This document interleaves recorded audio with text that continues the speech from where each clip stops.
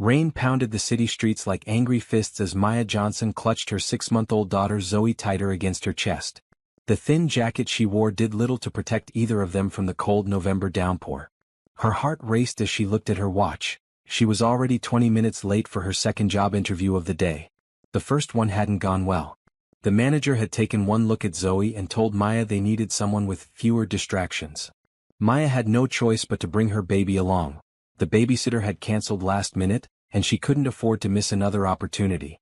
The bus stop offered little shelter as the wind whipped sheets of rain sideways. Maya bounced Zoe gently, trying to soothe her whimpering. "It's okay, baby girl," she whispered. "Just a little longer." But inside, panic clawed at her chest. The rent was due in 3 days. The electricity had already been shut off once this month. She needed this job desperately. A sleek black car pulled up to the curb, its tinted windows hiding whoever was inside. The back door swung open. Without thinking, Maya ducked inside with Zoe, assuming it was the rideshare she had splurged on as a last resort. Her final $15 gone to ensure she made the interview on time. "Thank you so much for stopping. I really appreciate." The words died in her throat. Instead of a driver looking back at her, a man in an expensive suit sat across from her, his face a mask of surprise. This wasn't her ride at all. She had just climbed into a stranger's car, a very wealthy stranger's car, judging by the leather interior and the subtle scent of expensive cologne. "I'm so sorry," Maya stammered, her cheeks burning with embarrassment as she fumbled for the door handle. "I thought you were my ride. We'll get out right away." "Wait." The man's voice was quiet but firm. He studied her with piercing blue eyes. "Where are you headed in such a hurry in this weather?" Maya froze, her hand still on the door. The stranger was probably in his early 40s, with salt and pepper hair and a face that looked like it rarely smiled. Every instinct told her to grab Zoe and run, but the relentless rain and the weight of her circumstances held her in place. "I have a job interview," she said finally. "At Westside Financial Services. I'm already late." The man's eyebrows rose slightly. "Interesting coincidence. I own Westside Financial." Maya's stomach dropped. Of all the cars in the city, she had accidentally climbed into the one belonging to the owner of the company where she was interviewing. Her one chance ruined before she even arrived.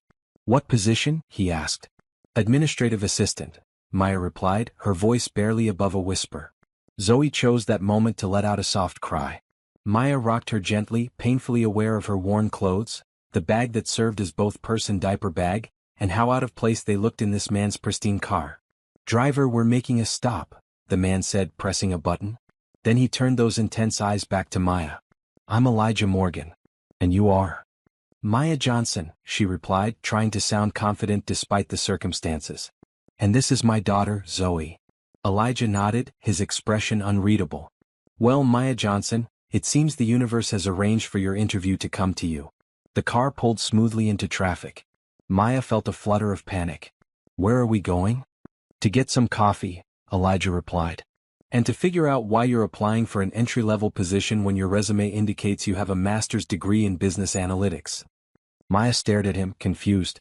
"How do you know what's on my resume?" "I review all final candidates personally," he said. "Your application stood out.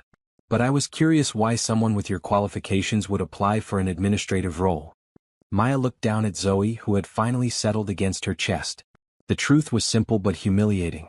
"I need stable hours. I need healthcare. I need something predictable for my daughter." For a moment, neither spoke.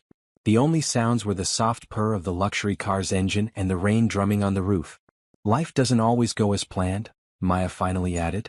Something shifted in Elijah's expression, a brief flash of what might have been recognition. "No," he agreed. "It doesn't." The car turned onto a tree-lined street leading away from the financial district. Maya had no idea where they were headed, but for some reason, her fear was fading. In its place was a strange feeling she couldn't quite name, something between hope and caution. "So," Elijah said, "tell me about yourself, Maya Johnson. And not the carefully rehearsed version you prepared for the interview. Tell me who you really are." As the car glided through the rain-slicked streets, Maya took a deep breath and began to speak, unaware that this accidental meeting was about to change her life in ways she could never have imagined. 3 years earlier, Maya had been on track to becoming a financial analyst at one of the city's top firms. She had worked her way through college and graduate school, often juggling 3 jobs to cover tuition and living expenses. Her professors had praised her sharp mind and work ethic. The future had seemed bright and full of promise. Then her mother had gotten sick. Cancer, aggressive and unforgiving. Maya had put her career on hold to care for her, watching helplessly as medical bills piled up and savings dwindled. After her mother passed, Maya discovered she was pregnant.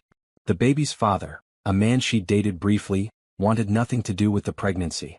I had to make choices, Maya explained, surprising herself with her candor. I don't regret having Zoe for a second. But it's been challenging. Elijah listened without interrupting, his face revealing nothing of his thoughts. The car had stopped outside a small cafe tucked between two larger buildings. I believe people should be judged on their merits and potential, not their circumstances, he said finally. Let's continue this conversation inside.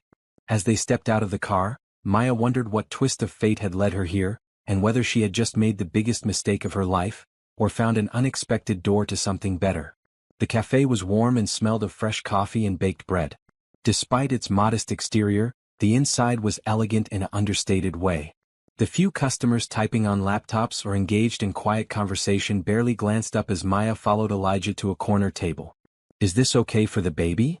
Elijah asked, gesturing to the high chair a server quickly brought over. Maya nodded, surprised by his consideration. She settled Zoe in the chair and placed a small toy from her bag on the tray to keep her occupied. She's very well behaved, Elijah observed as they sat down. She's easy that way, Maya said with a small smile. Makes it possible for me to take her places when I have no choice. Their server appeared and Elijah ordered coffee for himself.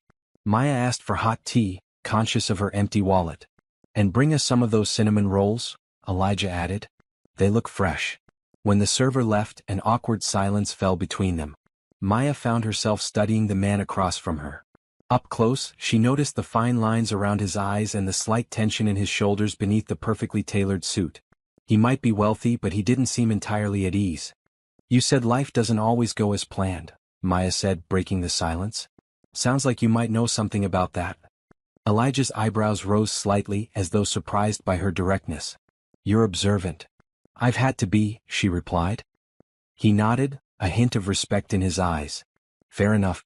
My life looks perfect on paper. The reality is more complicated.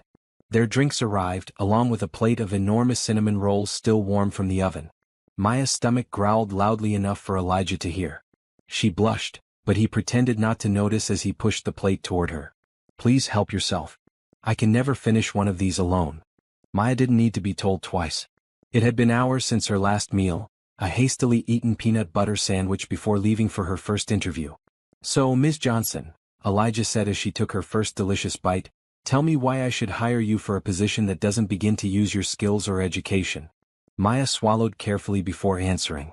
Because I'll work harder than anyone else. Because I understand value and efficiency from personal experience, not just textbooks. Because I have too much riding on my success to allow myself to fail. And if I were to offer you a position more suited to your qualifications? I'd ask about the hours, the flexibility, and the healthcare coverage before I'd ask about the salary, Maya replied honestly. Elijah's mouth curved into what might have been the beginning of a smile. A practical approach. I don't have the luxury of being impractical, Maya said. She broke off a tiny piece of the cinnamon roll and offered it to Zoe, who grabbed it with chubby fingers and shoved it into her mouth with obvious delight. And what if the position required travel? Late nights? Unpredictable schedules? Maya met his gaze steadily. Then I'd have to decline no matter how good the opportunity. Zoe comes first. For a long moment, Elijah studied her, his expression thoughtful. Then he pulled out his phone and typed something quickly. I'm canceling my meetings for the rest of the afternoon, he explained. I'd like to continue our conversation. Maya glanced at her watch. I should probably try to reschedule the interview. Consider this your interview, Elijah said. A rather unconventional one, I admit. Outside, the rain continued to fall, creating a cozy cocoon around their corner table. As they talked, Maya found herself sharing things she hadn't told anyone. Her fears about raising Zoe alone, her determination to create a stable life for her daughter, her dreams that had been deferred but not abandoned. To her surprise, Elijah shared as well. He spoke of building his company from nothing after leaving an abusive home at 17. He mentioned his failed marriage. A relationship that had looked perfect on paper but had been hollow at its core. My ex-wife wanted the lifestyle but not the man, he said with a wry smile. Can't really blame her. I was always working, building something I thought would make me happy. Did it? Maya asked. Elijah's gaze drifted to the window, watching the rain. It made me successful. That's not the same thing. Zoe began to fuss, and Maya reached into her bag for a bottle. Do you mind if I feed her? Of course not, Elijah said. As Maya cradled Zoe and gave her the bottle, she caught Elijah watching them with an expression she couldn't quite read, something between wistfulness and curiosity. No children of your own? Maya asked. Elijah shook his head. The marriage ended before that happened. Probably for the best. He paused. But I always thought I'd be a father someday. The simple honesty of his statement touched Maya unexpectedly. This powerful man with his wealth and status suddenly seemed very human, with his own set of disappointments and unfulfilled hopes. It's not too late, she said gently. Their eyes met, and something passed between them, a moment of genuine connection that surprised them both. Elijah was the first to look away. About that job, he said, his voice back to its businesslike tone. I think I might have a position that would suit both your skills and your situation. I'm listening, Maya said, her heart beating a little faster. Westside is launching a new division focused on financial services for underserved communities. We need someone who understands both analytics and the human side of the equation. Someone who can develop programs that actually help people, not just look good on quarterly reports. Maya's mind raced with possibilities. That sounds interesting. It's a new position. We'd have some flexibility to design it around your schedule. Core hours in the office with the option to work from home when needed. Full benefits from day one. He named a salary that made Maya blink in surprise. That's generous, she managed to say. It's market rate for your qualifications, Elijah corrected. I don't believe in underpaying talent. Maya's natural caution reasserted itself. Why me? You don't know me. This could be a mistake. Elijah smiled, a real smile that transformed his serious face. I trust my instincts, Ms. Johnson. They've rarely led me astray. And right now they're telling me you're exactly what my company needs. As Zoe finished her bottle and drifted to sleep in Maya's arms, Elijah outlined the position in more detail. Every word he spoke made the opportunity sound more perfect, and more frightening in its potential to change everything. You don't have to decide right now, Elijah said, noting her conflicted expression. Take a few days to think about it.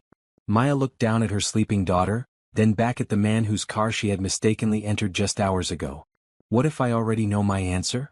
The Westside Financial Services building towered 40 stories above the city streets, its glass facade reflecting the morning sunlight. Maya stood at the entrance, Zoe perched on her hip, staring up at what would be her new workplace. A week had passed since her unusual meeting with Elijah Morgan, and today was her first day. This is really happening, Zoe, she whispered to her daughter. Mommy's going to make things better for us. Inside, the security guard smiled and directed her to the executive floor, a detail that still made Maya nervous. Elijah had explained that as the director of the new Community Financial Empowerment Division, she would work closely with the leadership team. The title and responsibility both thrilled and terrified her. The elevator doors opened onto a reception area decorated in muted grays and blues. A woman with a kind smile approached. You must be Maya. I'm Carol, Elijah's executive assistant. He asked me to show you around. She reached out to touch Zoe's cheek gently. And this must be the little one. She's adorable. Thank you, Maya said, relieved by the warm welcome. I'm a little nervous about the daycare arrangement. Don't be, Carol assured her. Elijah had the company daycare expanded last week. It's state-of-the-art now. Staffed by professionals with early childhood education degrees. Maya blinked in surprise. He did that in a week? Carol smiled knowingly. When Mr. Morgan decides something needs to happen, it happens quickly. The daycare center was on the 3rd floor, bright and cheerful with floor-to-ceiling windows and colorful play areas. The staff welcomed Zoe warmly, showing Maya the security features and explaining the check-in process. A small tablet on the wall would allow Maya to check on Zoe via camera throughout the day. We'll call you immediately if she needs you, the director explained. And you can come down anytime, no questions asked. Leaving Zoe was still difficult, but the knot of anxiety in Maya's stomach loosened slightly as she saw her daughter already reaching for a stuffed elephant, seemingly content. Back on the executive floor, Carol showed Maya to her office. An actual office with a door and windows, not the cubicle she had expected. The space was already set up with a computer, phone, and a small framed photo of Zoe that Maya had shared with HR for her employee badge. "That's a nice touch," Maya said, picking up the frame. "Mr. Morgan is very detail-oriented," Carol replied. "He wanted you to feel welcome." A knock at the open door made them both turn. Elijah stood there, as immaculately dressed as before but with a slightly more approachable expression. "How's the first day so far?" he asked. "Overwhelming in the best possible way," Maya admitted. Elijah nodded. "Good. Carol will introduce you to the rest of the team at our morning meeting. I'd like you to observe today, get a feel for how things work. Tomorrow you can start sharing your ideas for the new division." "Thank you for this opportunity," Maya said sincerely. "I won't let you down." "I know you won't," Elijah replied with that same confidence he'd shown in the cafe. "That's why you're here." After he left, Carol gave Maya a curious look. "I've worked with Mr. Morgan for 8 years. I've never seen him take such a personal interest in a new hire."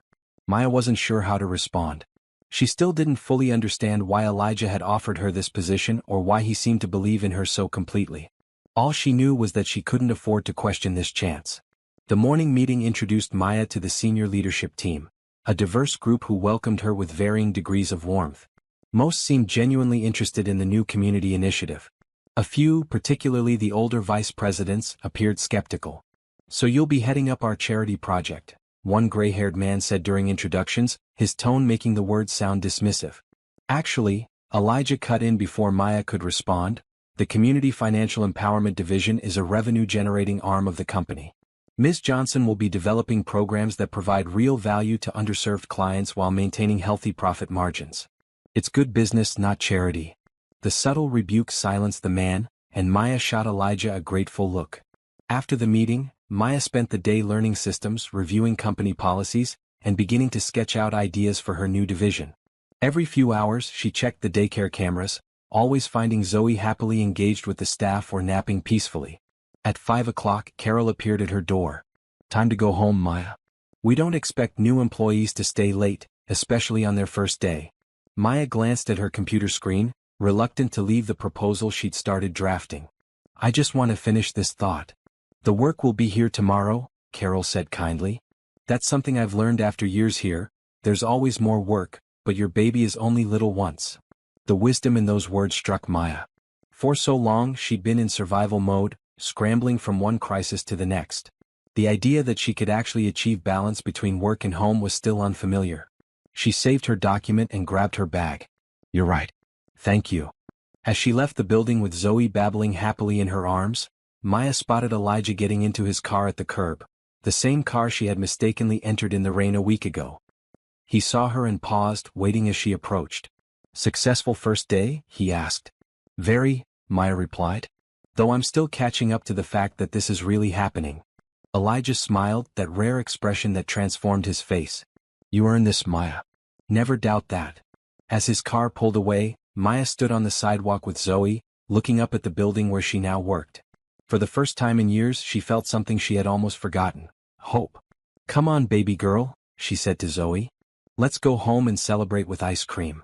As they walked to the bus stop, Maya realized she hadn't felt this light in years. One chance encounter, one mistaken car door, and somehow everything had changed. But even as gratitude filled her, a small voice of caution whispered in her mind. Things that seemed too good to be true usually were. She just hoped this opportunity was the exception. 3 months into her new position, Maya had settled into a routine that still felt miraculous. Each morning she and Zoe arrived at Westside Financial by 8:30. After dropping Zoe at the daycare center, where her daughter now excitedly pointed to her favorite caregivers, Maya would take the elevator to her office and dive into work she found genuinely fulfilling. The Community Financial Empowerment Division was taking shape. Maya had hired 2 analysts and a community outreach coordinator. Together, they were developing programs to provide affordable banking services, financial literacy education, and small business microloans to neighborhoods typically ignored by traditional banks. Today, Maya was preparing for her first major presentation to the executive board. Her proposal for a mobile banking initiative targeting underbanked communities had moved from concept to detailed implementation plan. Now she needed the board's approval for the full budget. "You've got this," she told her reflection in the bathroom mirror, straightening her blazer, a new purchase that still felt slightly foreign on her shoulders. When she returned to her office, Elijah was waiting, reviewing the presentation materials she had left on her desk. "Good morning," he said, looking up. "These projections are solid." "Thank you," Maya replied, trying to calm the flutter of nerves his presence always triggered. Over the past months, their interactions had been primarily professional, but there was an underlying warmth that Maya found both comforting and confusing. "The board can be tough," Elijah said, closing the folder. "Especially on new initiatives that challenge conventional thinking. But your data is compelling." "I'm ready," Maya assured him, though her stomach tightened at the thought of facing 12 executives with decades more experience than her. Elijah studied her face. "You're nervous." "Wouldn't you be?" she countered. He smiled slightly. "I've been presenting to boards since I was younger than you. But yes, it still makes my heart rate tick up a notch." The admission surprised her. Elijah always appeared so confident, so completely in control. "Just remember," he continued, "you know this material better than anyone in that room. Including me." The vote of confidence steadied her. "I appreciate that." Elijah moved toward the door, then paused. "How's Zoe adjusting to daycare?" The personal question caught Maya off guard.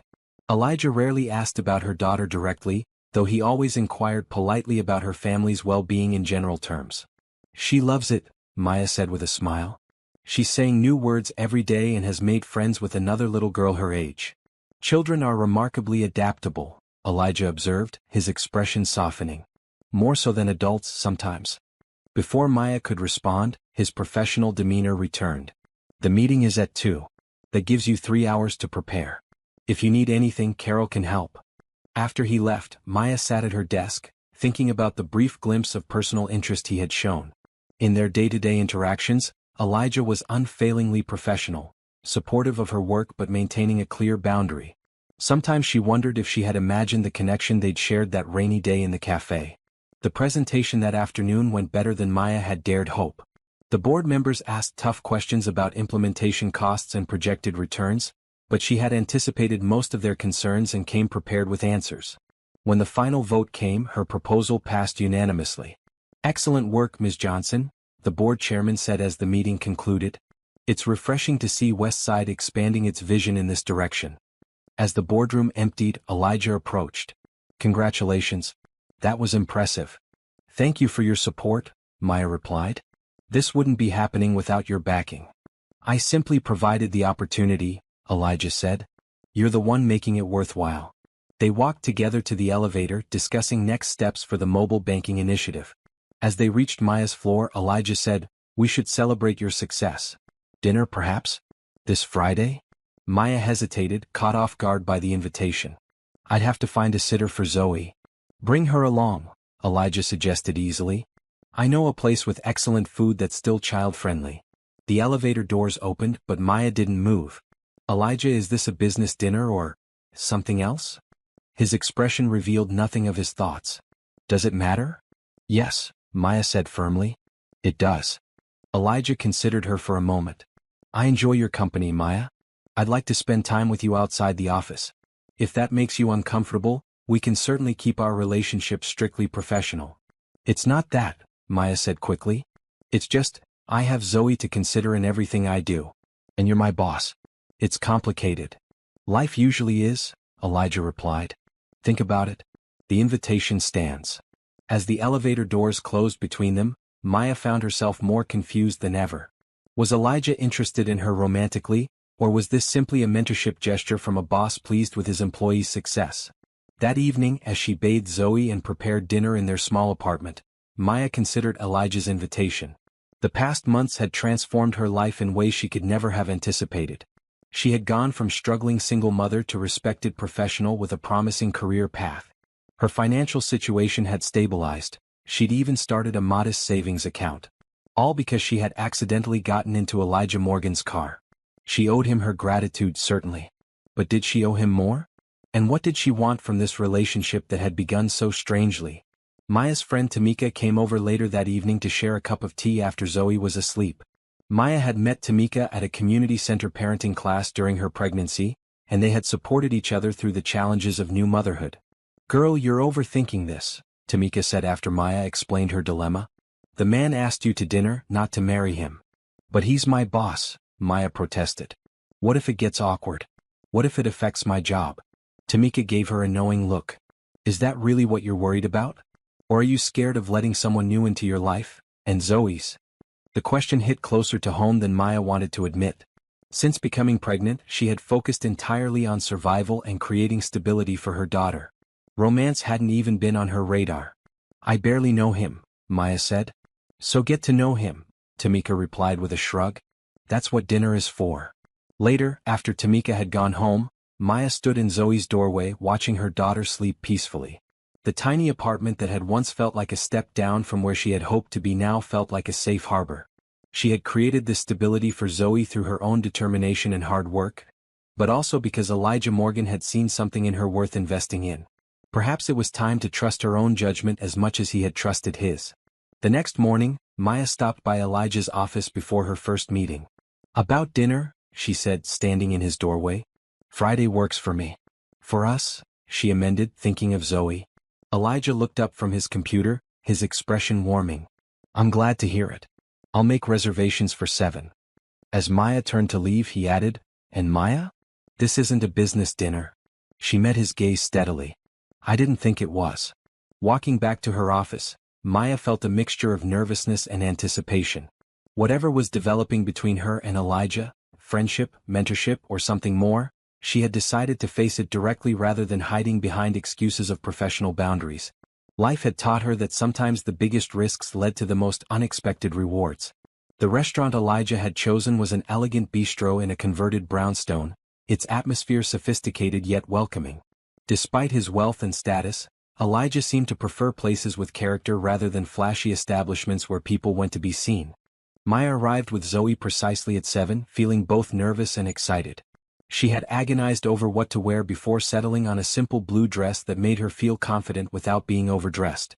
Elijah was already waiting, rising from his table as they approached. You look lovely, he said, his eyes taking in Maya's appearance with obvious appreciation.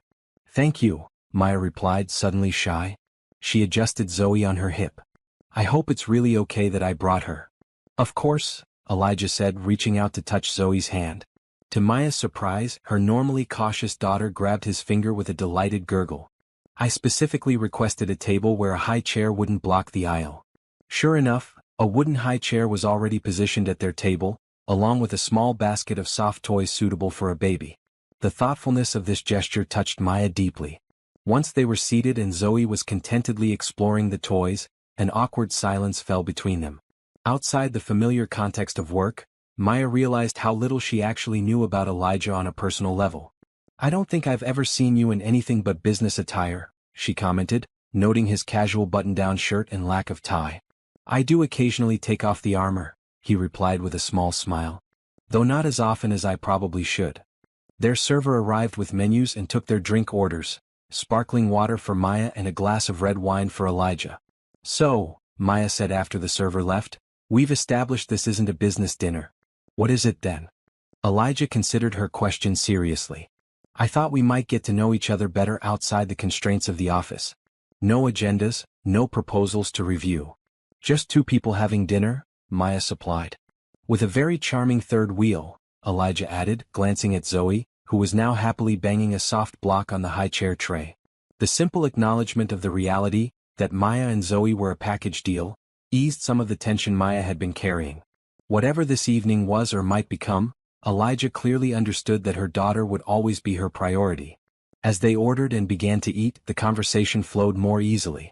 They discovered shared interests in history and architecture, and a mutual love of old movies that surprised them both. Casablanca is a masterpiece, Elijah insisted when Maya mentioned it was her favorite film. I watched it with my mother when I was a teenager, Maya said, her voice softening at the memory. She loved classic films. Said they had a depth modern movies often lack.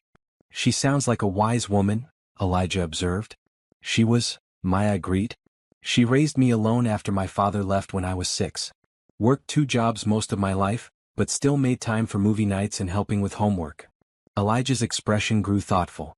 She'd be proud of you, I think. Of the mother you've become to Zoe. The unexpected comment brought tears to Maya's eyes. She blinked them away quickly, focusing on cutting her food into smaller pieces. What about your parents? She asked, deflecting attention from her emotional response. A shadow passed over Elijah's face. My father was difficult. My mother did her best, but she was scared of him. We all were. The simple statement explained so much about the reserved, cautious man across from her. Is that why you left home at 17?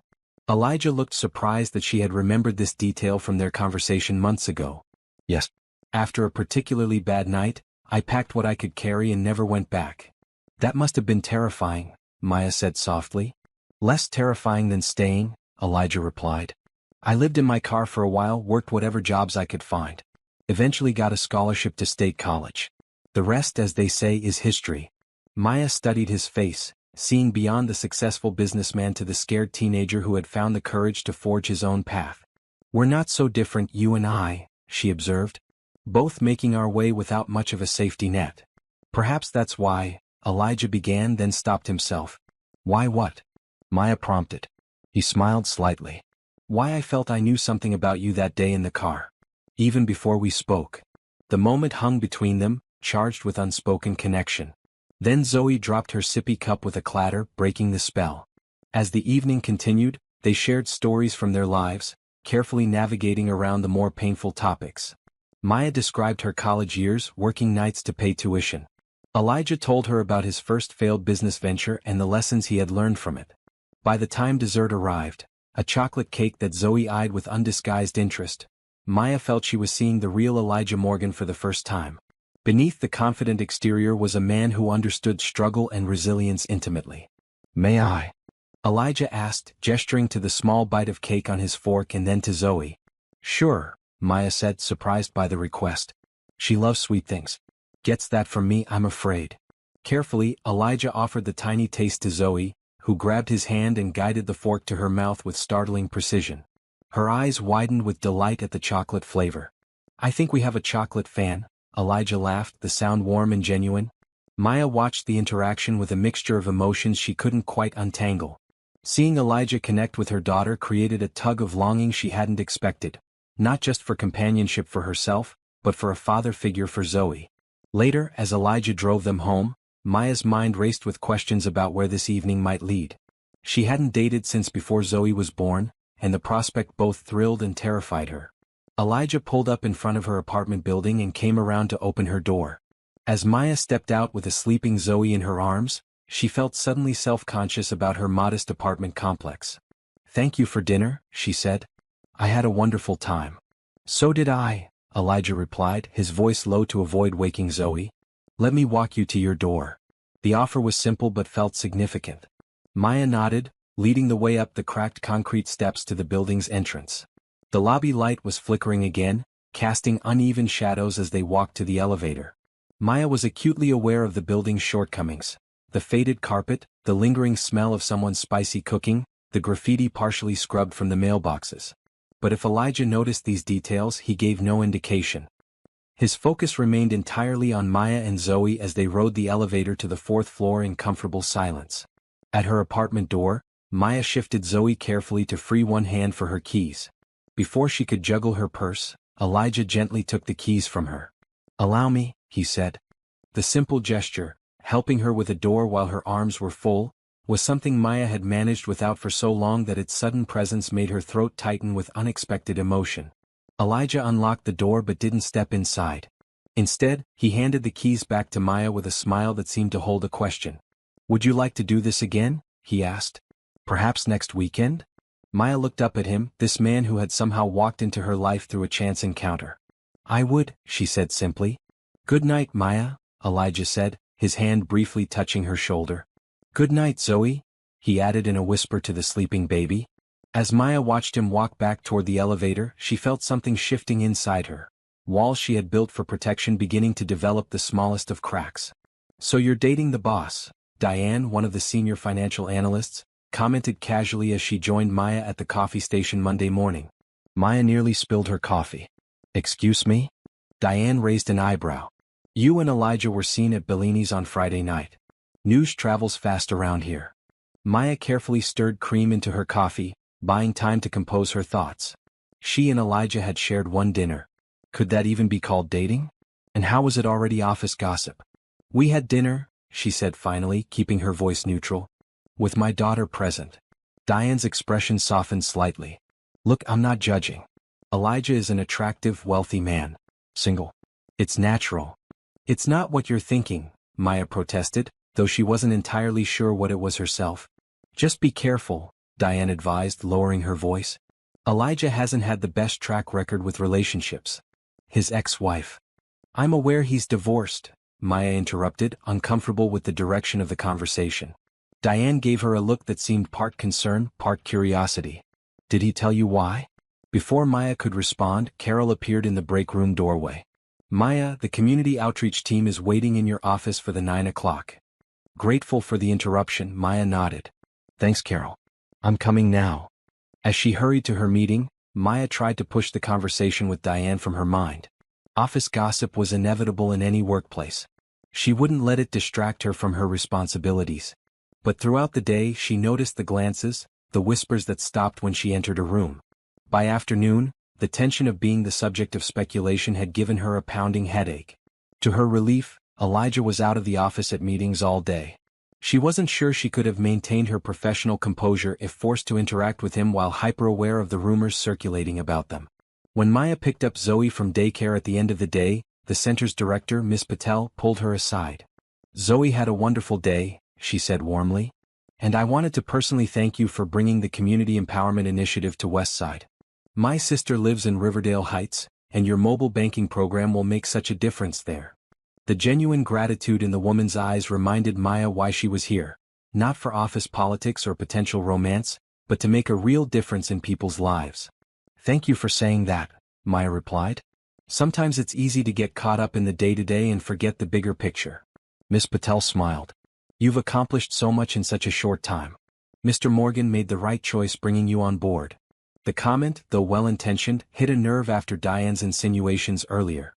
Had Elijah hired her because he saw her potential, or had there been other motivations from the beginning? That night, after putting Zoe to bed, Maya sat on her small balcony with a cup of tea, trying to sort through her confused feelings. The dinner with Elijah had been wonderful, comfortable yet exciting, the conversation flowing naturally. She had glimpsed the man behind the successful businessman and found herself drawn to both versions of him. But now, with rumors swirling, doubts crept in. Was she risking her professional reputation? Was she setting herself up for heartbreak? And how would any of this affect Zoe, who was already showing attachment to Elijah after just one dinner? Her phone chimed with a text message. Elijah. I hope your Monday wasn't too difficult. People talk.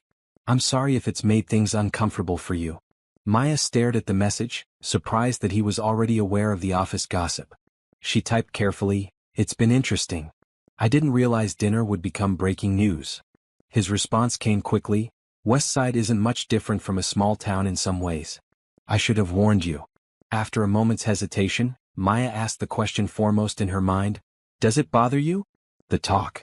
There was a longer pause before his reply, Only if it bothers you. I've learned to ignore what others think of my personal life. Maya considered his words. She had spent too much of her life worrying about judgment, from her professors when she became pregnant, from potential employers when they realized she was a single mother, from other parents who noticed her worn clothes and budget stroller. She typed, I care more about doing my job well than what people whisper about in the break room. His response made her smile. That's one of the many things I admire about you, Maya Johnson. They texted for another hour, the conversation shifting from office politics to books they had recently read, to Zoe's latest developmental milestone. When Maya finally said goodnight, her earlier doubts had receded somewhat, replaced by a warm certainty that whatever was developing between them was worth exploring, despite the complications. The next morning, Maya arrived at work determined to focus solely on her responsibilities. She had a full day of meetings with community partners for the mobile banking initiative and couldn't afford to be distracted by office gossip. As she stepped off the elevator, Carol intercepted her with a worried expression. Nathaniel Hargrove is waiting in your office, she said in a low voice. He wants to discuss the community initiative. Maya frowned. Hargrove was one of the board members who had seemed most skeptical during her presentation. Did he say why? Carol shook her head. Just that it was urgent. And Maya. She hesitated. He's known to be very traditional in his views. About everything. The warning was clear. Maya straightened her shoulders and headed to her office, where a gray-haired man in an expensive suit was examining the framed photo of Zoe on her desk. Mr. Hargrove, Maya said, extending her hand. This is an unexpected pleasure. He turned, his expression unreadable as he shook her hand briefly. Ms. Johnson. Thank you for making time for me. Of course. Maya gestured to the chairs by her small conference table rather than taking a seat behind her desk. A subtle power move her mother had taught her. Never let someone intimidate you in your own space. Hargrove sat, adjusting his tie. I'll get straight to the point. I have concerns about the direction of the Community Empowerment Division. Maya nodded. I'm happy to address any specific questions about our initiatives. My concern is more about leadership, Hargrove said, his eyes sharp. Specifically the appearance of impropriety. Maya kept her expression neutral, though her heart began to pound. I'm not sure I understand. I think you do, Hargrove countered. Your relationship with Elijah Morgan raises questions about your qualifications for this position. The implication stung. Maya took a careful breath before responding. Mr. Hargrove, I was hired based on my education and experience. My master's degree in business analytics and my understanding of the communities we're trying to serve make me uniquely qualified for this role. Perhaps, Hargrove conceded. But perception matters in business, Ms. Johnson. When a young, relatively inexperienced woman is suddenly promoted to director level and then seen dining intimately with the CEO, people draw conclusions.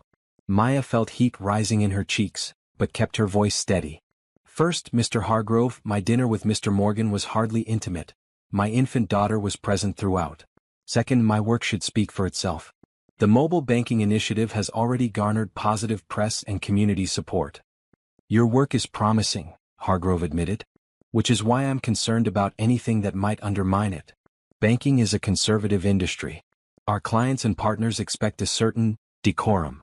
Maya leaned forward slightly. Mr. Hargrove, with all due respect, it sounds like you're more concerned with outdated perceptions than with the actual success of our programs. Hargrove's eyebrows rose at her directness. I'm concerned with the reputation of this company, Ms. Johnson. A reputation Elijah's father and I spent decades building. The mention of Elijah's father, information Maya hadn't known, momentarily threw her. But she recovered quickly. Then we share the same goal, she said firmly. Because the Community Empowerment Division will enhance Westside's reputation by demonstrating our commitment to serving all communities, not just the wealthy ones. For a long moment Hargrove studied her, his expression calculating. Then he stood abruptly. You're confident. I'll give you that, he said. But confidence doesn't always translate to capability. I'll be watching the performance of your division very closely, Ms. Johnson. I welcome the scrutiny, Maya replied, standing as well. Our results will speak for themselves. After Hargrove left, Maya sank back into her chair, her hands trembling slightly from the confrontation. The implication that she had earned her position through anything other than merit cut deeply. A soft knock at her door made her look up. Elijah stood there, his expression concerned. I just passed Nathaniel in the hallway, he said. He looked like he'd swallowed something unpleasant.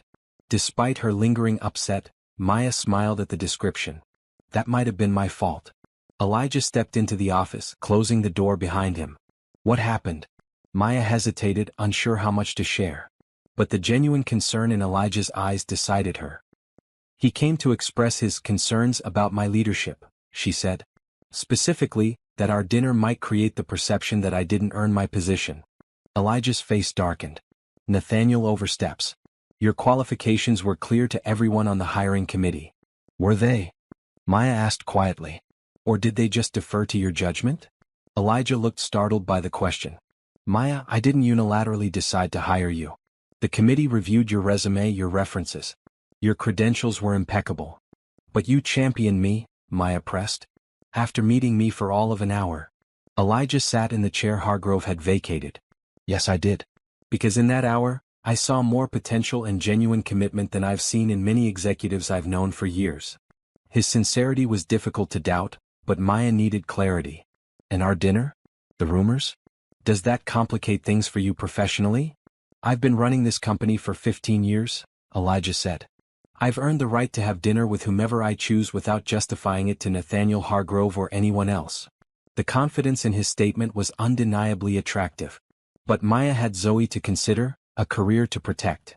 I can't afford complications, Elijah, she said honestly. This job, this opportunity, it's everything to me and Zoe. I know, Elijah replied. and I would never do anything to jeopardize that. If you think we should keep our relationship strictly professional, I'll respect that decision. Maya studied his face, reading the sincerity there. And something else, a vulnerability that he rarely allowed to show. I don't think that's what I want, she admitted. But I need to be careful. For Zoe's sake as well as my own. Elijah nodded. Then we'll be careful. Take things slowly. See where this leads without letting it interfere with our professional responsibilities. The reasonable approach reassured Maya. I can work with that. Elijah smiled. Good. Now, I believe you have a meeting with the community partners from Riverdale Heights in 15 minutes. Don't let Nathaniel Hargrove distract you from the important work you're doing. As he left, Maya felt a renewed sense of purpose. Whatever was developing between her and Elijah, and whatever obstacles they might face, she wouldn't let it derail the opportunity she had been given to make a real difference through her work. With fresh determination, she gathered her materials for the meeting, pushing thoughts of office politics and budding romance to the back of her mind. For now the work came first. The rest would sort itself out in time. 6 months had passed since Maya's chance encounter with Elijah's car in the rain. Spring had given way to summer, and now autumn painted the city with vibrant reds and golds. In that time, Maya's Community Empowerment Division had launched 3 successful initiatives, including the mobile banking program that now served 5 underbanked neighborhoods.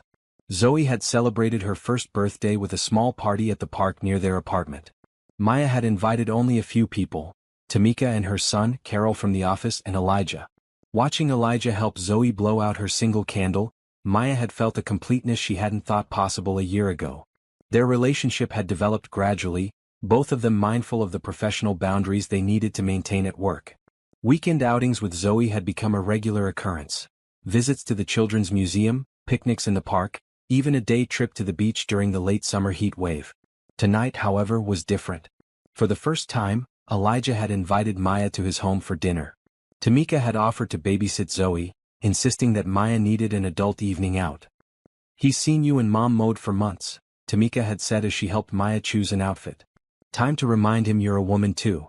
Now, standing outside Elijah's penthouse apartment in the city's most exclusive neighborhood, Maya felt a flutter of nervousness. She smoothed the skirt of her dark green dress, a splurge she had justified as an investment in her professional wardrobe, and pressed the doorbell. Elijah opened the door himself, dressed in casual slacks and a light sweater that softened his usually formal appearance. You look beautiful, he said, his eyes appreciative as he welcomed her inside. Maya had expected luxury, but the reality of Elijah's home surprised her. While undeniably expensive, the space was warm and inviting with comfortable furniture and walls lined with books. Floor-to-ceiling windows offered a stunning view of the city skyline, now glowing in the early evening light. This isn't what I imagined, Maya admitted as Elijah offered her a glass of wine. What did you expect? Marble statues and uncomfortable furniture no one actually sits on? He asked with a smile. Something like that, Maya laughed. This feels like a real home. I spend too much time here for it to be uncomfortable, Elijah said. Though I'll admit I had help from a designer. My own taste runs more to function than style. He led her to the kitchen, where something delicious simmered on the stove. You cook? Maya asked, genuinely surprised. Another survival skill from my early days, Elijah explained, stirring the pot. Ramen gets old quickly when you're living on your own at 17. Maya leaned against the counter watching him work. You never talk much about that time. Elijah was quiet for a moment, focusing on the food. It wasn't pleasant, he said finally. But it shaped me. Taught me resilience. Like Zoe has shaped me, Maya observed. Elijah looked up, his expression softening. Exactly. Our challenges become part of who we are. The moment felt intimate in a way their previous times together hadn't. Perhaps because they were alone, without Zoe as a buffer, or perhaps because they were in Elijah's private space rather than a restaurant or public park. Dinner was served on the balcony, with the city spread before them like a carpet of lights. The food was simple but delicious, a hearty pasta dish with crusty bread and a fresh salad. I can't believe you made this yourself, Maya said, accepting a second helping. You're full of surprises, Elijah Morgan. I hope good ones, he replied. As they ate, their conversation flowed easily from work projects to books they'd recently read.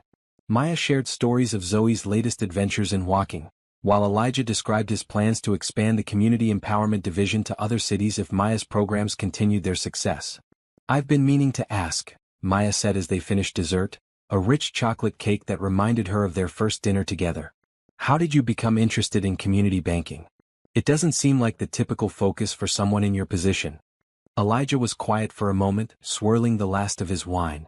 My mother, he said finally. After she left my father, she struggled financially. No credit history, no banking relationship of her own. Predatory lenders were her only option when emergencies arose. The personal connection to Maya's work surprised her. You never mentioned that before. It's not something I talk about often, Elijah admitted. But when you proposed the mobile banking initiative, I saw a chance to create the kind of resource that might have changed her life. Maya reached across the table and took his hand. Thank you for sharing that with me. His fingers tightened around hers. You make it easy to share things I usually keep to myself. After dinner, they moved to the living room sofa with cups of coffee. The city lights twinkled beyond the windows, creating a cozy intimacy in the dimly lit room. I should probably call and check on Zoe, Maya said, reaching for her phone. Of course, Elijah replied. Use the study if you'd like some privacy. He pointed to a door off the main living area. The small gesture, understanding her need to connect with her daughter even during their evening together, touched Maya deeply. She made the call quickly, reassured by Tamika's report that Zoe was sleeping peacefully after a busy day of play. When she returned to the living room, Elijah was standing by the windows looking out at the city. He turned as she approached, his expression thoughtful. Everything okay at home? He asked. Perfect, Maya said. Zoe's sound asleep. Elijah smiled. She's an amazing child. You've done a remarkable job with her, Maya. Thank you, Maya said softly. That means a lot to me. He moved closer, his eyes holding hers. You mean a lot to me, he said simply. The words hung between them, honest and unadorned. Maya felt the last of her hesitation falling away. She had spent months getting to know this man, his integrity, his kindness, his quiet strength. In all that time, he had never once made her feel like her status as a single mother was a burden or a complication. You mean a lot to me too, she replied. Elijah reached out, his hand gently touching her cheek. May I kiss you, Maya Johnson? The formal request made her smile. Yes, you may, Elijah Morgan. The kiss was gentle at first, a tentative exploration that quickly deepened as months of restrained attraction found expression. When they finally pulled apart, Maya felt slightly dazed, her heart racing. I've wanted to do that for a very long time, Elijah admitted, his voice rough with emotion. Why did you wait? Maya asked. Because I wanted to be sure, he replied. Sure that what I felt was real, not just attraction. Sure that you were ready. Sure that we could build something that wouldn't complicate your life or Zoe's. The thoughtfulness behind his restraint only made Maya more certain of her feelings for him. This was a man who considered consequences, who didn't rush into anything without careful thought. And are you sure now? She asked. Elijah's answer was another kiss, this one leaving no doubt about his certainty. Later, as they sat close together on the sofa, talking quietly about hopes and dreams neither had shared with anyone else, Maya felt a sense of rightness that had been missing from her life for too long. It's getting late, she said reluctantly, glancing at her watch. I should get home. I'll drive you, Elijah offered immediately. You don't have to. I want to, he interrupted gently. It's not a question of necessity, Maya. The simple statement summed up so much about how their relationship had evolved. What had begun as Elijah helping her out of necessity, offering her a job when she desperately needed one, had become something chosen freely by both of them. As they drove through the quiet streets, Maya's hand held securely in his, she thought about the journey that had brought them here. A mistaken car door. A rainy day. A chance encounter that had changed everything. What are you thinking about? Elijah asked, glancing over at her pensive expression. How sometimes the biggest mistakes lead to the best outcomes, Maya replied with a smile. When they reached her apartment building, Elijah insisted on walking her to her door. Outside her apartment, he kissed her again, a gentle goodnight that held promise without demand. When can I see you again? He asked. Both of you, he amended, including Zoe in his question. How about Sunday? Maya suggested. Zoe and I usually go to the farmer's market in the morning. Sunday sounds perfect, Elijah agreed. As Maya watched him walk away, she felt a certainty she hadn't expected. Whatever challenges might lie ahead, office politics, different backgrounds, the complexities of building a relationship while raising a child, they would face them together. Inside, she found Tamika dozing on the couch. Her friend woke as Maya entered, instantly alert for details. Well? Tamika demanded in a whisper. How was it? Maya couldn't contain her smile. It was. She searched for the right word. Promising. Tamika rolled her eyes. Girl, your face says a lot more than promising. Maya laughed softly. Fine. Was wonderful. He's wonderful. I told you so, Tamika said smugly. Now details. And don't you dare leave anything out. As Maya filled her friend in on the evening, she felt lighter than she had in years. The walls she had built around her heart, necessary protection during the difficult times, were finally coming down, brick by careful brick. The autumn days grew shorter as Maya and Elijah's relationship deepened. At work, they maintained their professional boundaries, but evenings and weekends increasingly found them together, often with Zoe, who had developed a clear attachment to Elijah. Today they were at the park near Maya's apartment, enjoying the crisp November air. Zoe toddled between them on the leaf-strewn path, each tiny hand held securely by an adult. 1, 2, 3, up you go. Elijah counted, swinging Zoe gently into the air as she squealed with delight. Maya watched them, her heart full. Over the past weeks, she had seen a side of Elijah few others witnessed. Playful, patient, genuinely interested in Zoe's development.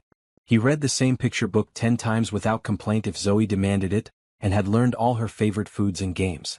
Again? Zoe demanded, her vocabulary expanding rapidly these days. Again please, Maya corrected gently. Peace. Zoe added, looking up at Elijah with adoring eyes. Well, since you asked so nicely, Elijah laughed, swinging her up again. They continued their walk, eventually stopping at a playground where Zoe could explore the toddler-safe equipment. As she played in the sand with a bucket and shovel, Elijah and Maya sat on a nearby bench, close enough to watch her but allowing her the independence she craved. I've been thinking, Elijah said, his tone more serious than it had been all afternoon. That sounds ominous, Maya teased, though she felt a flutter of nervousness. Elijah smiled, taking her hand. Nothing bad, I promise. I was just thinking it might be time to make some changes. What kind of changes? Maya asked cautiously. For one, I'd like us to stop pretending at work that we're just colleagues, Elijah said.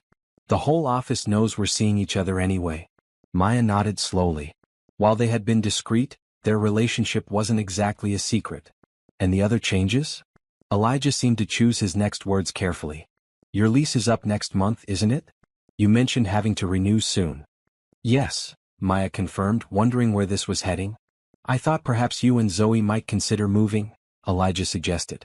To a better neighborhood. Somewhere with a good preschool nearby for when Zoe's ready. Maya stiffened slightly. Are you offering to help me find a new apartment?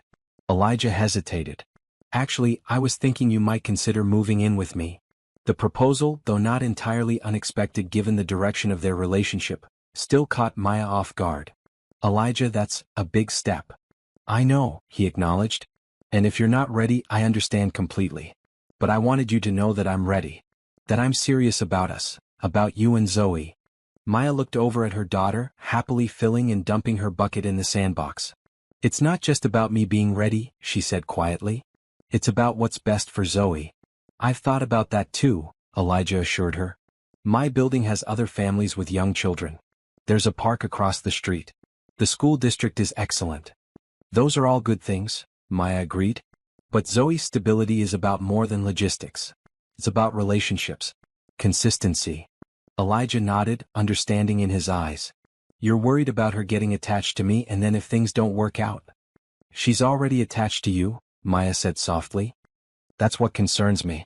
If we move in together and things don't work out, it won't just be my heart that gets broken.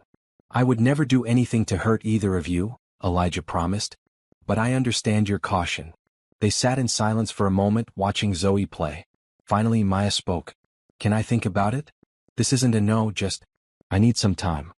Of course, Elijah said immediately. Take all the time you need. There's no rush.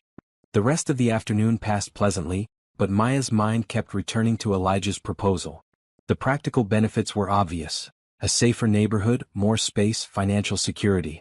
But relationships weren't built on practicalities alone. And while she loved Elijah, a truth she had admitted to herself if not yet to him, love wasn't always enough to overcome real-world challenges. That evening, after Elijah had gone home and Zoe was asleep, Maya called Tamika for advice. Girl, he asked you to move in? That's huge.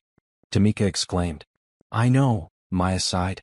And part of me wants to say yes immediately. But you're worried about Zoe, Tamika finished for her. And about rushing things, Maya added. We've only been seeing each other for a few months. But you've known him longer, Tamika pointed out. And it's not like he's some random guy. You've seen how he is at work, how he treats people, how he is with Zoe. That's true, Maya conceded.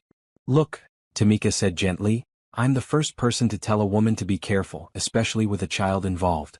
But Elijah has shown nothing but respect for you both. At some point, you have to decide if you're being cautious or just afraid. The question lingered in Maya's mind long after she and Tamika had ended their call.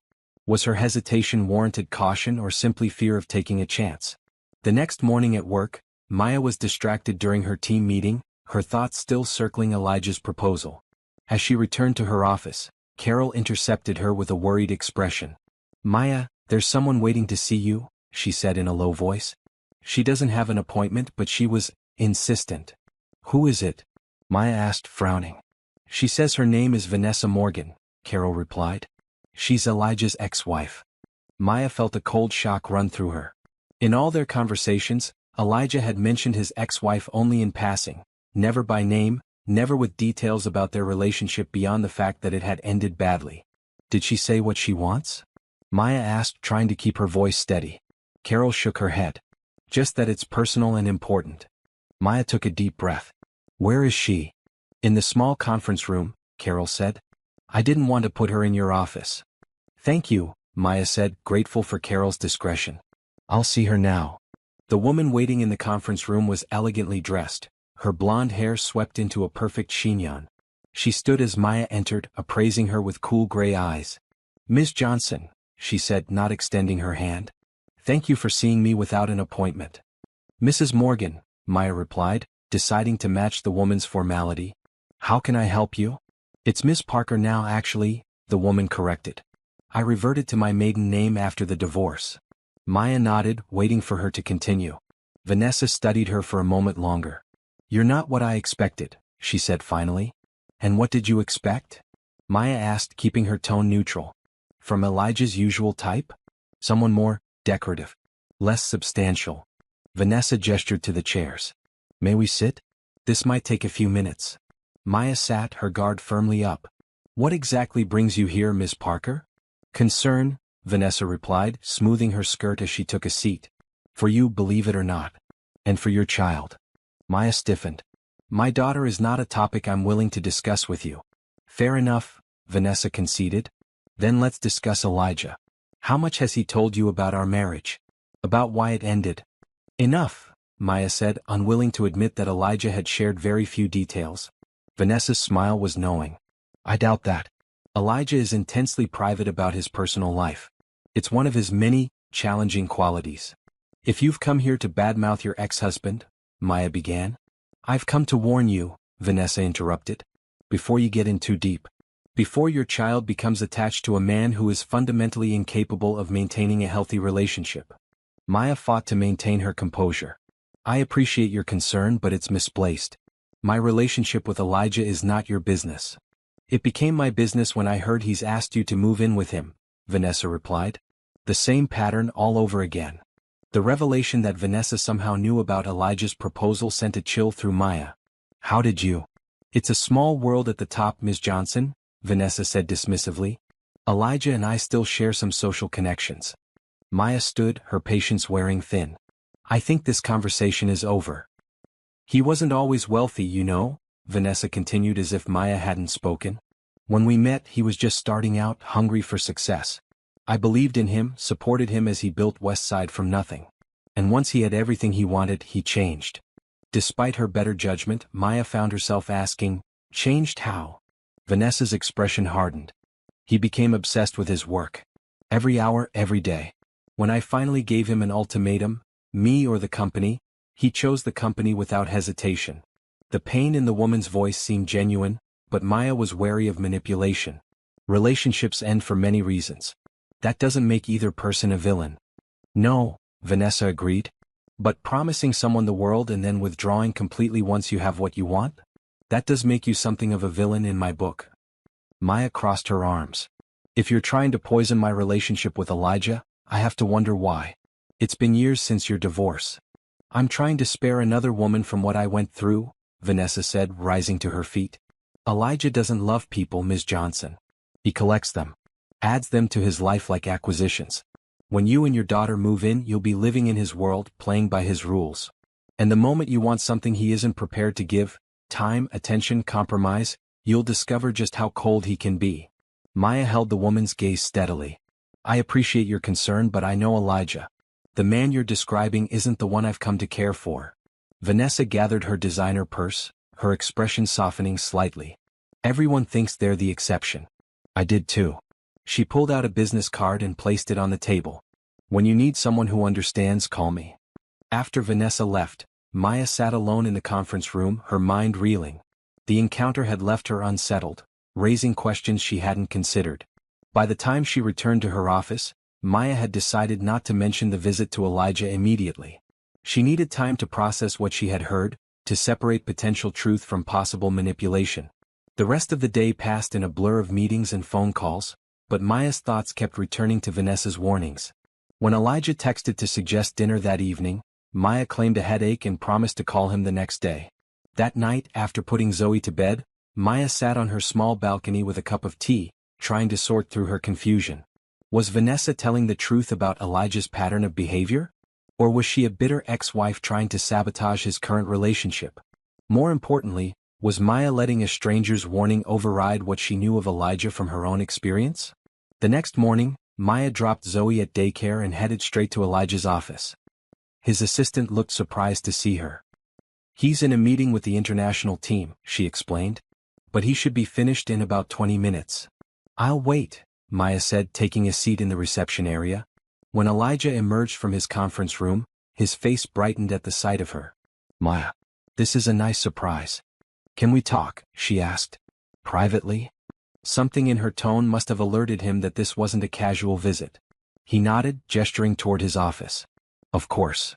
Once inside with the door closed, Maya didn't waste time. Your ex-wife came to see me yesterday. Elijah's expression shifted from surprise to concern. Vanessa? Why would she? He stopped, his jaw tightening. What did she want? To warn me about you, Maya said simply. She seems to think I'm making a terrible mistake by being involved with you. Elijah moved to the window, his back to Maya as he processed this information. When he turned around, his expression was carefully controlled. What exactly did she tell you? He asked. That you're incapable of maintaining a healthy relationship. That you're obsessed with work. That once you get what you want from people, you withdraw. Maya watched his reaction closely. She said when she gave you an ultimatum, her or the company, you chose the company without hesitation. Elijah was quiet for a long moment. Then he sighed, gesturing to the sitting area in his office. Let's sit down. This might take a while. Once they were seated, Elijah leaned forward, his elbows on his knees. Vanessa and I met when I was 26, just starting to have some success with Westside. She was beautiful, sophisticated, everything I wasn't. I couldn't believe she was interested in me. The vulnerability in his voice surprised Maya. We got married quickly, Elijah continued. Too quickly. I was working all hours trying to grow the company. Vanessa wanted a certain lifestyle, social events, travel, the trappings of wealth. But we were still building then. I couldn't give her what she wanted and do what needed to be done for the business. She said she supported you while you built the company, Maya pointed out. Elijah nodded. She did at first. But her idea of support was introducing me to her wealthy friends as potential investors, hosting dinner parties to build connections. Valuable, yes, but she viewed it as an investment that should pay off in a particular way. And it didn't? Not on her timeline, Elijah said. By our third anniversary, Westside was finally becoming profitable. I wanted to reinvest everything back into growth. Vanessa wanted a bigger house in a better neighborhood, luxury vacations, all the external signs of success. He paused, running a hand through his hair. The ultimatum wasn't me or the company, as she put it. It was, give me the lifestyle I deserve or I'll leave. I couldn't do what she wanted without compromising the future of the business and everyone who depended on it. Maya considered his words. So you chose the company. I chose not to be financially irresponsible to maintain a marriage that was already failing, Elijah corrected. We wanted fundamentally different things, Maya. It wasn't about love versus work. It was about values. The sincerity in his voice rang true, But Maya needed more. Why didn't you ever tell me about any of this before? Elijah looked genuinely regretful. I should have. It's not a period of my life I'm proud of. I made mistakes too, working too much, not communicating clearly, assuming money would eventually solve our problems. He reached for her hand. But with you it's different. You understand that work has meaning beyond the money it brings. You value what you do because it helps people, not because of status or lifestyle. Maya wanted to believe him, but doubt had crept in. Elijah, your ex-wife somehow knew you asked me to move in with you. How is that possible? Elijah frowned. I mentioned it to Nathaniel Hargrove when he asked about our new community center location. His wife and Vanessa are still friends. That's probably how she found out. The explanation was plausible, but it highlighted how interconnected Elijah's world was, a world Maya was only beginning to understand. What happens if I say yes? Maya asked quietly. If Zoe and I move in, will your work take precedence again? Will we become another obligation you manage? Hurt flashed across Elijah's face. Is that what you think of me? After all these months? I don't know what to think, Maya admitted. You're asking me to make a huge change, to trust you completely with my future and my daughters. Then your ex-wife appears with warnings that touch on my deepest fears. Elijah stood and paced the office. Maya, I can't promise I'll never work late or take calls on weekends. What I do is important. To me, to our employees, to the communities we serve. But I can promise that you and Zoe will never be an afterthought. He knelt in front of her chair, taking both her hands in his.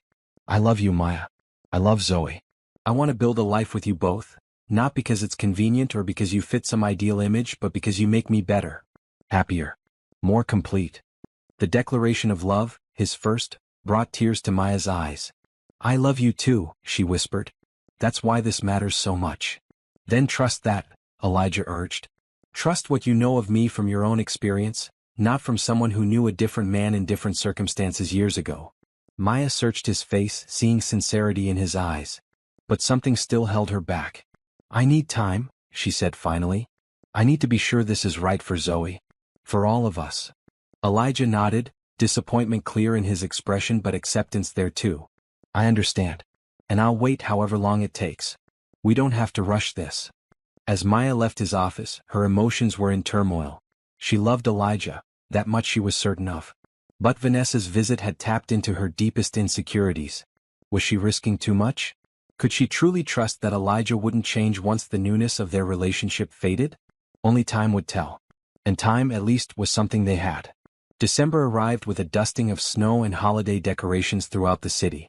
6 weeks had passed since Vanessa's visit, and while Maya had not given Elijah a definitive answer about moving in together, their relationship had continued to deepen. Today, Maya watched as Elijah and Zoe decorated a small Christmas tree in her apartment. Zoe, now nearly 18 months old and increasingly verbal, supervised the placement of each ornament with surprising authority. No, dear, she directed, pointing to a different branch than the one Elijah had chosen for a glittery star. Here? Elijah asked patiently, moving the ornament. Yes. Zoe clapped her hands in approval. Maya smiled at the scene, her heart full.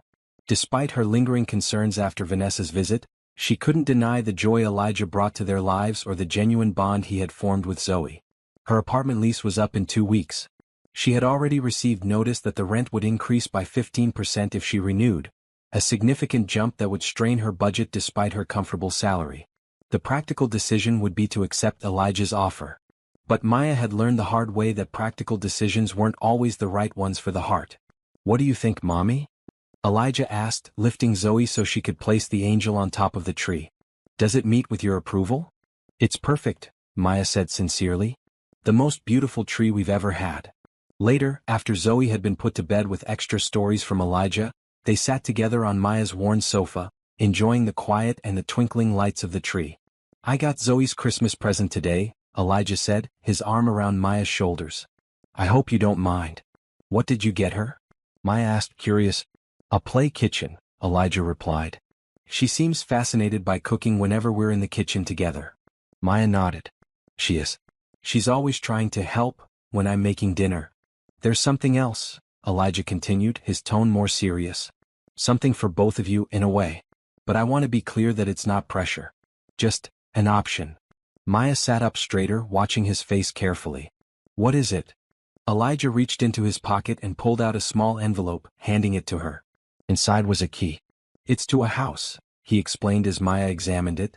A brownstone about 15 minutes from both the office and Zoe's daycare. 3 bedrooms, a small backyard. I bought it last month. Maya stared at him in shock. You bought a house? Without telling me? I bought it as an investment property, Elijah clarified quickly. But with you and Zoe in mind. It's not my penthouse, it's a family home in a neighborhood with good schools and parks nearby. I don't understand, Maya said, still holding the key. Are you asking us to move into your investment property? Elijah took her free hand. I'm offering a compromise. I know you have concerns about moving into my space, about Zoe and you fitting into my established life rather than us building something new together. This would be a fresh start for all of us. A home that's ours, not mine that you're joining.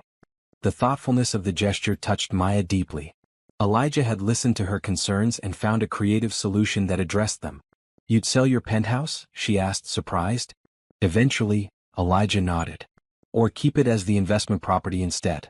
The important thing is that we'd be creating our home together, from scratch. Maya turned the key over in her hand, thinking. Can I see it first? She asked with a small smile. Elijah's face lit up. Of course. Tomorrow? I can pick you and Zoe up in the morning. The next day dawned bright and cold, perfect winter weather for their expedition. Zoe was bundled up in her warmest clothes, excited for what Elijah had described to her as a special adventure. The brownstone was on a tree-lined street of similar homes, its red brick facade distinguished by bay windows and a small but well-maintained front garden.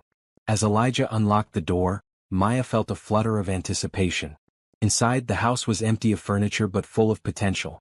Hardwood floors gleamed in the winter sunlight streaming through tall windows. The kitchen was modern but warm, with wooden cabinets and stone countertops. Upstairs, the 3 bedrooms were spacious and bright. This would be Zoe's room, Elijah explained, showing them a bedroom with a window seat overlooking the backyard. And there's a small office space off the main bedroom for those times when either of us needs to work from home. Zoe ran from room to room, her excitement contagious. Our house? She asked, looking up at Maya with hopeful eyes. Maybe, baby, Maya replied, not wanting to commit before she was certain. The backyard was small but perfect for a child, fenced with a patch of grass and room for a swing set. Maya could imagine summer barbecues, birthday parties, lazy Sunday mornings with coffee on the small patio. What do you think? Elijah asked as they completed the tour, his expression hopeful but restrained. Maya took in the beautiful home, Zoe's obvious delight, and Elijah's thoughtful planning. This wasn't a man trying to fit her and Zoe into his existing life. This was a man willing to create something entirely new for their future together. I think, she said slowly, that Zoe and I would be very happy here. With you. Elijah's face broke into a wide smile. Really? You're saying yes? Maya nodded, her own smile matching his. I'm saying yes. Let's do this. Together. The joy in Elijah's eyes as he wrapped his arms around her confirmed that she had made the right decision. This was what beginning a new chapter looked like, not without fear but with hope stronger than doubt. The next few weeks passed in a whirlwind of activity. Maya gave notice on her apartment, and together she and Elijah chose furniture for their new home. They decided to move in right after the new year, giving them time to settle before work demands increased again. Christmas was celebrated in Maya's apartment, with Tamika joining them for dinner. Zoe was delighted with her play kitchen from Elijah and spent hours cooking pretend meals for everyone. I have something for you too, Elijah told Maya after Zoe had finally been put to bed, exhausted from the excitement. He handed her a small wrapped box. Inside was a delicate silver bracelet with 3 small charms, a book for Maya representing her love of learning, a tiny house, symbolizing their new home, and a heart. It's beautiful, Maya said as Elijah fastened it around her wrist. I thought about a ring, Elijah admitted, but that felt like too much too soon. One step at a time, right? Maya nodded, relieved by his understanding. One step at a time. But heading in the right direction. New Year's Eve found them at Elijah's penthouse, high above the city as fireworks illuminated the night sky. Zoe had fallen asleep hours earlier in the guest bedroom that had slowly accumulated her toys and books over the months of their relationship. Any resolutions for the new year? Elijah asked as they stood by the windows, champagne glasses in hand. Maya considered the question. To be brave, she said finally. To trust what we're building together, even when it's scary. Elijah touched his glass to hers. I like that resolution. I think I'll share it. As midnight approached, Maya reflected on the incredible journey of the past year. From a desperate job seeker caught in the rain to a successful professional with a fulfilling career. From a struggling single mother to a woman in love, building a future for her daughter that she had only dreamed possible. 1 minute to midnight, Elijah said, checking his watch. Maya turned to face him fully. Thank you, she said sincerely. For what? He asked, puzzled. For opening your car door on a rainy day. For seeing something in me worth taking a chance on. For loving Zoe as if she were your own. Elijah's eyes softened. Maya, you and Zoe aren't the only ones who got a second chance that day. You helped me remember what really matters. As the clock struck midnight and cheers erupted from parties across the city, they shared a kiss that felt like both a culmination and a beginning. 2 days later, they moved into the brownstone together. The day was chaotic, with movers coming and going, boxes everywhere, and Zoe alternating between excitement and overwhelm. By evening, only the essential rooms were set up: the kitchen, Zoe's bedroom, and the main bedroom. After a simple dinner of takeout eaten picnic style on the living room floor, Maya put an exhausted Zoe to bed in her new room. The little girl fell asleep almost immediately, surrounded by familiar toys and books that made the new space feel safe. Maya found Elijah in the kitchen, unpacking dishes. She wrapped her arms around him from behind, resting her cheek against his back. We did it, she said softly. This is our home now. Elijah turned in her embrace, his hands gently framing her face. Home is wherever you and Zoe are, he said. The house is just a bonus. Later that night, lying beside Elijah in their new bedroom, listening to the unfamiliar creaks and settling sounds of the brownstone, Maya felt a profound sense of peace. There would be challenges ahead, adjustments to make, lessons to learn about sharing space and building a life together. But for the first time in longer than she could remember, Maya wasn't facing those challenges alone. She had a partner, someone who valued her strength but didn't expect her to be strong all the time. Someone who saw her, flaws and all, and loved her not despite them but including them. As she drifted toward sleep, Zoe's voice came through the baby monitor, not upset but simply talking to herself as she sometimes did when waking briefly in the night. Home, Zoe said clearly before falling silent again. Maya smiled in the darkness. Out of all the words her daughter could have chosen, that one seemed perfect. Home. Not just a place but a feeling. A certainty. A heart finding where it belongs. 1 year later. The December air was crisp as Maya stood outside the Westside Financial Building, exactly where she had stood 2 years earlier in the pouring rain, desperate for an opportunity that would change her life. So much had changed since that day. The community empowerment division she led had expanded to 5 cities, helping thousands of families gain access to fair banking services. Zoe had blossomed into an active, curious 2.5-year-old who loved her preschool and had a vocabulary that sometimes startled adults with its precision. And Maya herself had transformed from a woman barely staying afloat to one confidently navigating both her career and personal life. Penny, for your thoughts? Elijah's voice pulled her from her reverie. He had just emerged from the building, briefcase in hand. Just remembering, Maya smiled, taking his offered hand. It was right here, exactly 2 years ago today. Elijah nodded, understanding immediately. The day you stole my car. The day I mistakenly entered your car, Maya corrected, laughing. Which is entirely different, legally speaking. Happiest mistake of my life, Elijah said, squeezing her hand. Ready to go? Zoe will be waiting. They walked together toward the parking garage, discussing their days. Maya's team had just secured approval for a new financial literacy program targeting high school students. Elijah had spent the afternoon in budget meetings for the coming year. Oh, before I forget, Elijah said as they reached the car, Nathaniel Hargrove announced his retirement today.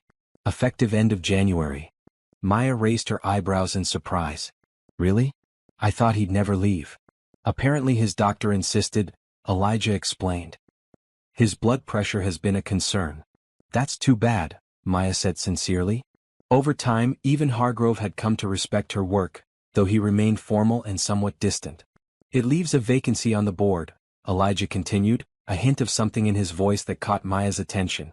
And, she prompted as they got into the car. And I'd like to nominate you to fill it, Elijah said, watching her reaction carefully. Maya stared at him in shock. Me? On the board? But I've only been with Westside for 2 years.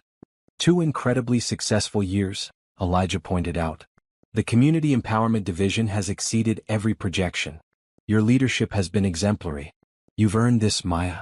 The vote of confidence warmed her, but concerns immediately surfaced. Wouldn't there be concerns about nepotism? Given our relationship? Elijah shook his head. Your qualifications stand on their own. And it's not like our relationship is a secret. Besides, the nomination would come from the governance committee, not from me directly. I'll think about it, Maya promised, though the idea both thrilled and intimidated her. Their conversation shifted to evening plans as they drove to pick up Zoe from her preschool. Tonight was special, the anniversary of their chance meeting, and they had arranged for Tamika to babysit so they could enjoy a quiet dinner out. At the preschool, Zoe ran to them with her usual enthusiasm, her small backpack bouncing as she launched herself into Elijah's arms. Daddy? I made a picture for you, she exclaimed, already digging in her backpack. The word, Daddy, still caused a hitch in Maya's breath sometimes, though Zoe had been using it for several months now. It had happened naturally, without prompting, after one of Zoe's friends had pointed out that Elijah must be her daddy since he lived in their house and tucked her in at night. The transition had been emotional for all of them.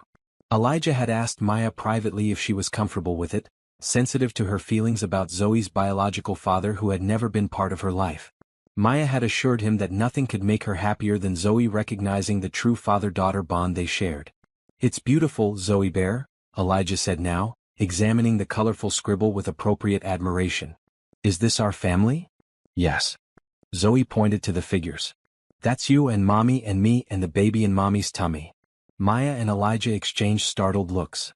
They had only told Zoe about the pregnancy 2 days ago, unsure how much a 2-year-old would understand about a sibling that wouldn't arrive for another 5 months. That's right, Maya confirmed, touching the small bump that was just beginning to show. Your baby brother or sister. The pregnancy had been a surprise, though not unwelcome. They had discussed having children together eventually but had thought they would wait another year or two. Life as usual had its own timeline. At home, they prepared Zoe for Tamika's arrival, laying out her favorite books and toys. The brownstone had become truly theirs over the past year, filled with photographs and mementos that told the story of their blended family. Be good for Auntie Tamika, Maya reminded Zoe as they prepared to leave for their dinner reservation. I will, Zoe promised solemnly. And tomorrow we can make cookies for Christmas. Definitely, Elijah agreed, kissing the top of her head. It's a date. The restaurant Elijah had chosen was familiar, the same small bistro where they had had their first dinner together. As they were seated at the same corner table, Maya smiled at the thoughtful gesture. Feeling nostalgic? She teased. Appreciative, Elijah corrected.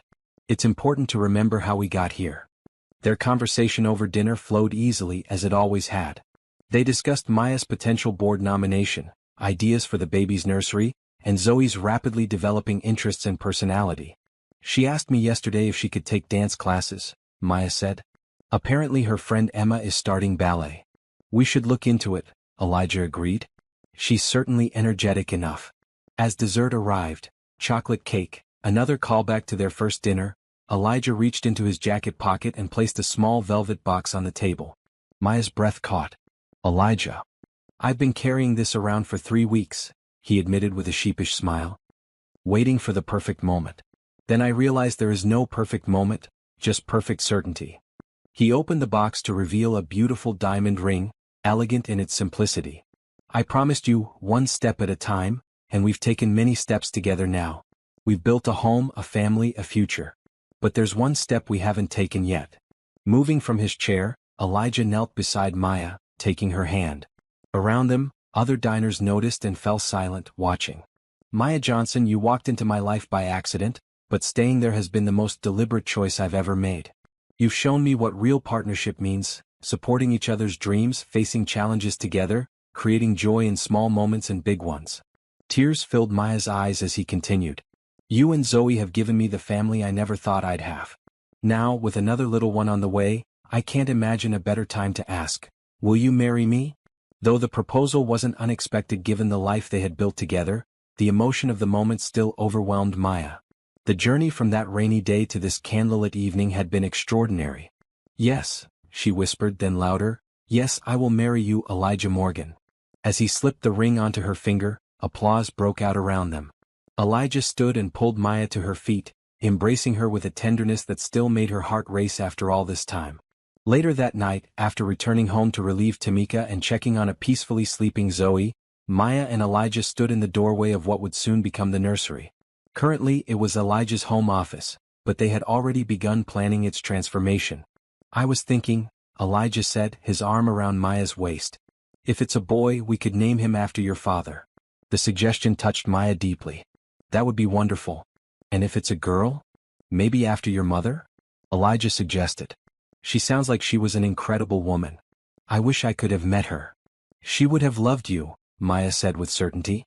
Almost as much as I do. As they stood there in the quiet house, Maya reflected on the incredible turns her life had taken. From a rain-soaked job seeker to a respected executive. From a struggling single mother to part of a loving family. From a woman afraid to trust to one preparing to marry the man who had seen her potential when she needed it most. And it had all begun with a mistake, opening the wrong car door on a rainy day. What are you thinking about? Elijah asked, noticing her pensive expression. How sometimes the best things in life happen when we least expect them, Maya replied. And how grateful I am for that rainy day 2 years ago. Elijah smiled, his hand moving to rest gently on the small bump where their child grew. Some might call it chance. But I think maybe it was something more. Fate. Maya suggested with a raised eyebrow. Or just two people who needed each other finding their way to the right place at the right time, Elijah said. Even if one of them had to accidentally steal a car to make it happen. Maya laughed, leaning into his embrace. Mistakenly enter a car, she corrected. And I'd do it again in a heartbeat. So would I, Elijah agreed, kissing her softly. Every single time. As they turned out the lights and headed to bed, Maya thought about the story they would tell their children someday. About rain and wrong turns, second chances and brave choices. About how the most unexpected encounters could lead to the most beautiful journeys. And about how love, when it was real, could transform not just two lives but create ripples that would touch countless others. It wasn't a fairy tale. There had been challenges, misunderstandings, moments of doubt. There would be more in the future. Disagreements to navigate, compromises to make, balance to maintain between work and family. But standing on this threshold, engaged, expecting another child, leading fulfilling careers that made a difference in the world. Maya knew with absolute certainty that some mistakes were actually doorways to exactly where you were meant to be all along.